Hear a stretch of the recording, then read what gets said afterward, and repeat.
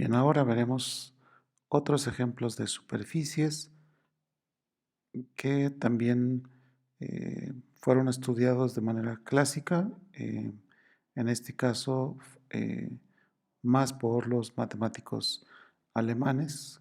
Y recordarán que en el video anterior dijimos que las gráficas de funciones pues fueron utilizadas mucho por la escuela francesa. Para motivar estos ejemplos, déjenme ver rápidamente que la esfera unitaria en R3 se puede ver como una superficie.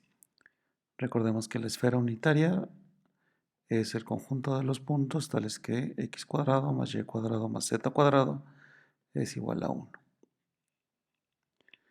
Entonces, ¿cómo podemos ver que esto es una superficie? Pues podemos verlo como por pedazos. Observen que si yo me fijo en el hemisferio superior,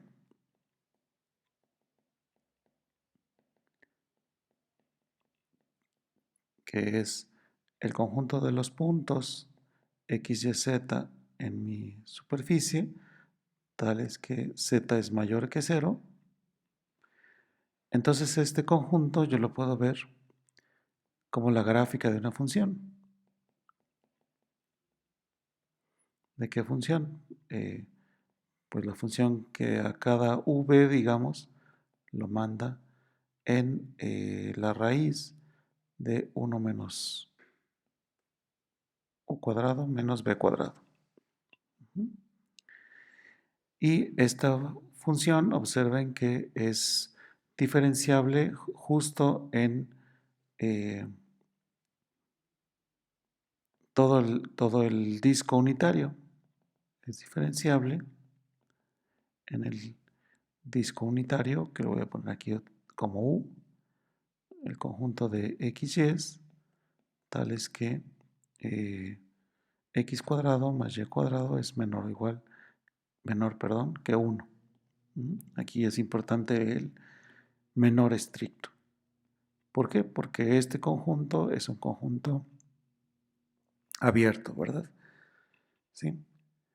Y entonces quiere decir que al menos el hemisferio norte de la esfera es una superficie en el sentido que estamos manejando porque pues es la gráfica de una función. De manera análoga se puede trabajar con el hemisferio inferior, simplemente cambiando la definición de la función y poniéndole aquí un signo menos adelante. Y bueno, eso todavía no nos cubriría toda la esfera, pero es más o menos fácil ver que con otras 4 parametrizaciones de este estilo, ahora tomando funciones no del plano XY en el eje Z, sino del plano, por ejemplo, XZ en el eje Y y así.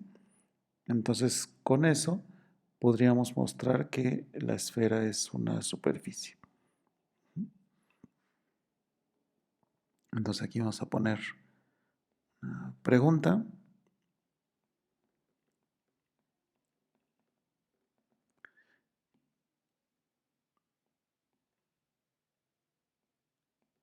¿Con cuántas parametrizaciones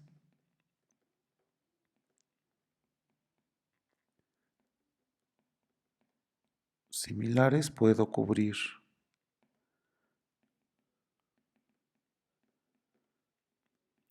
a toda la esfera? Bueno, pongo este ejemplo y recuerdo un ejemplo más para motivar, digo, el tipo de superficies de las que quiero hablar. También recordarán de analítica, de geometría analítica, recordarán que se analizaron ecuaciones de este estilo. Bueno, no la voy a escribir toda porque me voy a llevar mucho tiempo, pero es la ecuación general de segundo grado, ¿no? Más un último coeficiente, le voy a llamar K, igual a 0. ¿Sí? Entonces, en analítica estudiamos este tipo de ecuaciones y lo que vimos es que en general, o digamos bajo ciertas condiciones, esto representa una superficie. De hecho, pues una superficie cuádrica.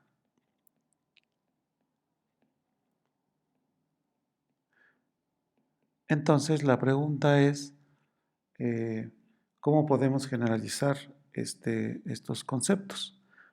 Pues tomemos una función, ahora definida, digamos, de R3 en R, o podría estar definida en un abierto más pequeño, en un abierto de R3, y nos fijamos en el conjunto de puntos, vamos a poner aquí el conjunto de puntos x, y, z, tales que f de x, y, z es igual a 0. Esto, bueno, es el conjunto de ceros de esta función. Y me pregunto cuándo esto es una superficie.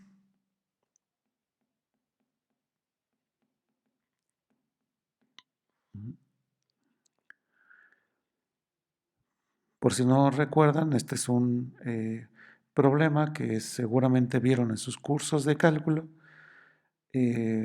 porque está relacionado con un teorema muy importante llamado el teorema de la eh, función implícita.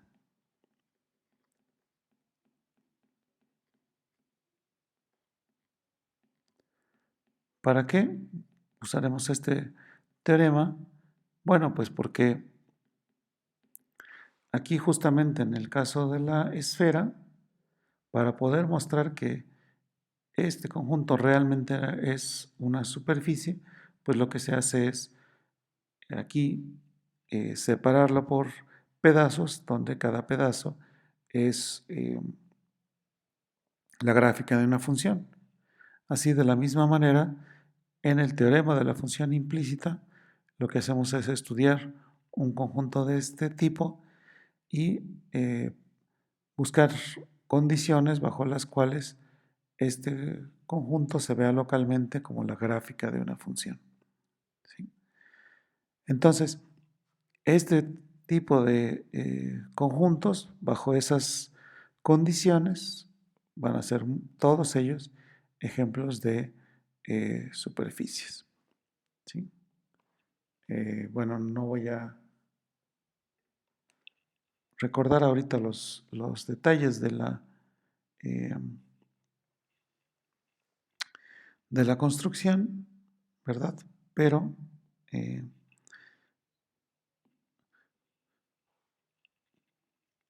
digamos, estos detalles tienen que ver con las derivadas parciales de nuestra función f. Entonces, a lo que quisiera remarcar aquí es lo siguiente. Supongamos ahora que este conjunto ya me representa una superficie. Un conjunto que va a ser muy importante en toda esta cuestión de la geometría diferencial es el plano tangente. En este caso, ¿cómo le hacemos para encontrar el plano tangente? Vamos a ponerle aquí a la superficie S. El plano tangente a S en un punto de la superficie. Y aquí quisiera recordar otra vez sus cursos de cálculo que nos dicen lo siguiente. Tenemos un resultado que voy a recordar aquí de manera coloquial, diciendo que el gradiente es ortogonal a las superficies de nivel.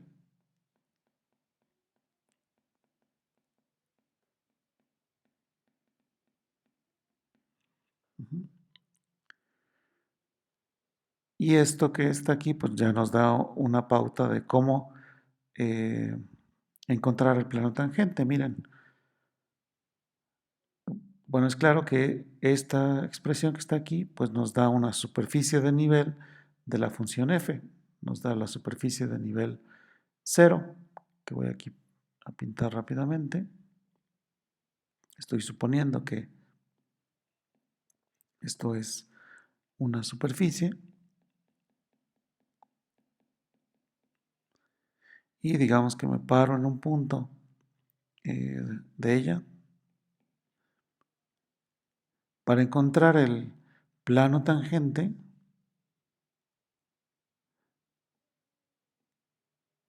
Pues yo necesito encontrar un vector ortogonal, o me basta encontrar un vector ortogonal al plano, ¿no?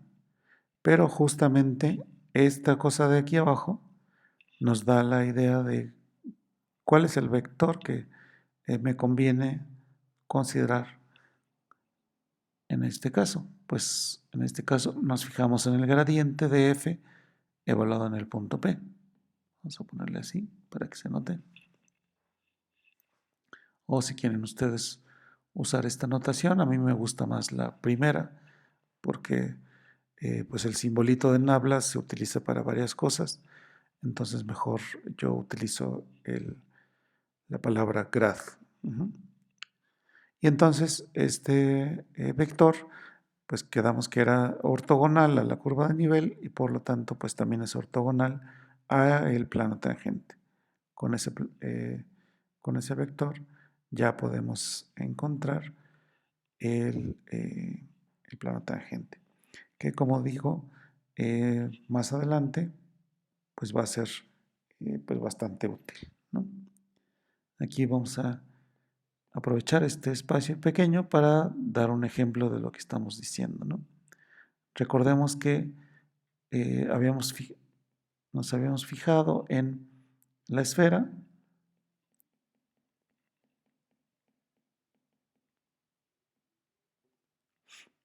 Digamos, esto lo puedo ver como la curva de nivel 1 de la función f de x y z igual justamente a la suma de los cuadrados. Y voy a calcular su gradiente en cada punto, digamos, x, y, z. Y esto es 2 veces x, y, z. ¿Eso qué me dice geométricamente? Pues me dice geométricamente que si yo me paro en cualquier punto de esta esfera unitaria, por ejemplo en este punto que está aquí, como la esfera está centrada en el origen, pues este punto digamos que tiene coordenadas x, y, z. Y entonces, ¿quién es un vector normal? Pues el vector gradiente, que es 2 veces x, y, z, que es simplemente el vector que va del origen al punto, pero ahora lo estamos pensando como un vector basado en el, en el punto en cuestión. Entonces vamos a ponerlo mejor así. Y entonces este que está aquí es 2 veces x, y, z. Lo cual pues es un hecho conocido que en una esfera el radio siempre es ortogonal a la esfera. Aquí simplemente lo estamos viendo como un ejemplo sencillo de esta situación, en la cual, repito, tenemos una superficie de nivel y podemos encontrar por medio del gradiente un vector normal a nuestra superficie. Eso lo utilizaremos más adelante, pero por el momento aquí detendríamos el video.